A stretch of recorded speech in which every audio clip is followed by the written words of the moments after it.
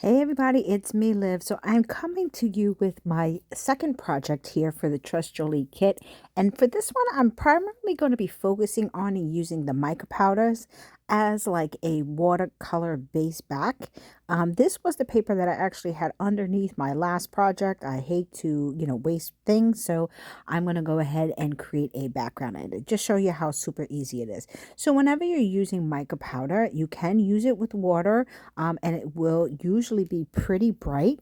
I just happen to be taking some of this because I want to soak it up a little bit, and then kind of kills two birds with one stone. I can also then use that fiber backing that I have on another project, which I will do another day, not today, but it just helps me color two things at the same time. So I started with the yellow. I tried to do it that pink, but it wasn't popping as much as I want. So I'm going to see if I could. So I'm just going to give up for now, and I'm moving on to trying to get some of these gilded flakes that also came in the Trust Jolie kit here down. While it's still a little bit wet and sticky is usually a one way of doing it. You can also use glue, but for me, I really just wanted to try to, get a little bit of that on there. Next, I'm going to be moving on to doing a little bit of stamping using those same stamps that you saw me use in another video. And I'm kind of just pretty much collaging here. I used a little bit of the blue color that you saw as a hint at the background. I'm going to go ahead and stamp all over here to bring a little bit more of that blue out and put in some of those orange color. These are all using Distress inks. I'm going to hit it with a little bit of the heat gun just to make sure it's all dried off. And once I know it is, I'm trimming these down to just do some ATC cards with. So I went ahead and did all that and trimmed them down. Now, one thing you're going to notice that I do here with these ATCs, and if you don't know what an ATC size is, these are like baseball card size. So they are 3.5 by 2.5 size cards. So what I did here is actually take a little bit of that pink that I was not accomplishing on getting on before and actually use it on a dry way. I put a little bit of an embossing ink on a base so that I kind of hold it as a fixant, because if you don't, the powder usually does come up a little bit. Then I'm just going to be using one of the stencils that I got from one of the old kits and creating some more texture on each of these cards. When I do this, I kind of don't really have a rhyme or reason. I kind of like to work in twos. Don't ask me why. That's just kind of the way that I've been.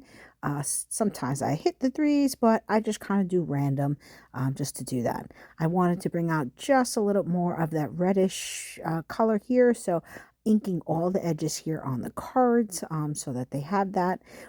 I wanted the blue more to be a hint of blue, not the primary color. So that's why I went with more the orange and the yellows here for this one.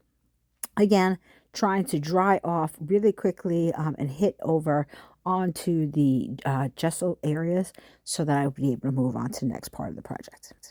Once I had that down and everything was nice and dry, I took out some of the stamps from my collection, and I'm just using some VersaClear ink. I am using the Nocturnal one because I just find that it's a super rich one, and I'm just going to go stamp throughout the card and put different images on it. So once I have that all set, I'm going to then move on to actually putting a 3D level here on them, as well as some sentiments.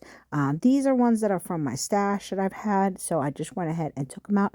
I think this may be a Tim Holtz pad, if I remember correctly, for the sentiments. But, just using them randomly and kind of bringing that out. Once I have that set, I'm then going to go in and take some of those leftover pieces of paper that I had and stamp them in my Misty. So as you can see, again, using that VersaClear because I just love the way it works. I'm going to go ahead and stamp throughout this project 2 more images just so I can make sure I have some variety when I'm creating the layers here. Now I went ahead and stamped the extra images that I'm going to be using as a pop-up feature here on these cards with the leftover paper. I've trimmed them all out, and now I'm going to make sure I get them assembled onto the cards. Some of them I left the images exactly as they are, and other ones I took pieces of them and trimmed them even more so that I can add that layer. So as you see here, some of them I am popping up, some I'm going to be leaving flat here. I do use foam tape whenever I'm doing something like this, and then I'm going to get these all placed down and ready to go.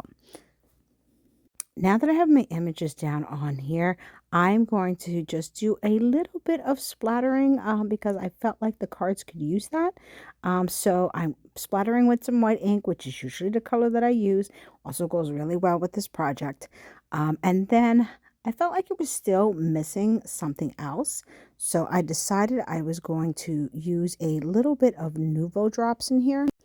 For some reason, the stencil that I used, the images that came out with the gesso reminded me of flowers. That's why I decided to use the pink Nuvo drops here to create this flower-like feature. And now my cards are pretty much done. Another time I will back them with some cardboard so that they are sturdier. But here is a close-up of each of these images. I'm here for the ATC cards. I just love the different variety of textures that came out. Um, and then you can see that this is actually something that's pretty quick to do and it doesn't take a long time. So I hope you guys enjoy this video. Please be sure to check out all the fantastic things that come in the Trust Jolie mixed media kits and have fun creating. Bye-bye.